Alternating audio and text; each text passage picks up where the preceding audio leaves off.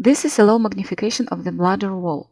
In this video, we will look at its muscular membrane, which consists of smooth muscle tissue. There are 3 layers of muscle tissue in the muscular membrane of the bladder, in which the smooth myocytes go in different mutually perpendicular directions. Here we can see smooth myocytes cut longitudinally, transversely, and obliquely.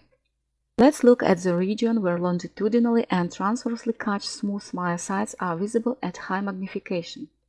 The outer layer of the muscular membrane of the bladder is formed by longitudinally arranged myocytes, and therefore the myocytes in this layer are cut lengthwise. With these spindle-shaped cells, the cytoplasm of which is oxyphilically, means pink-colored, no transverse striation is observed, and in the center of it there is one oval-shaped basophilically, means blue or purple, colored nucleus.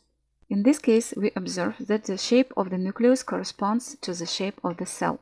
Let's move on to the next layer of the muscular membrane of the bladder. There are transversely cut myocytes in this part of the preparation.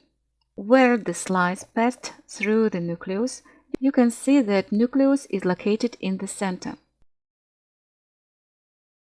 Again, the cytoplasm of myocytes is stained oxyphilic. Unpainted lumens are visible between neighboring myocytes. These are layers of loose connective tissue called endomysium. The cross-section shows that the myocytes form bundles of cells, and each myocyte in the bundle is surrounded by an endomysium. In turn, the bundles of smooth myocytes are separated from each other by a thicker layer of loose connective tissue called the perimysium.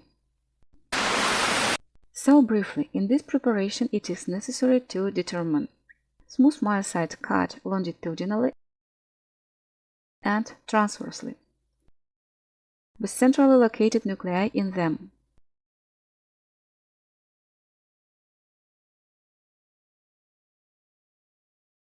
Layers of loose connective tissue, endomysium,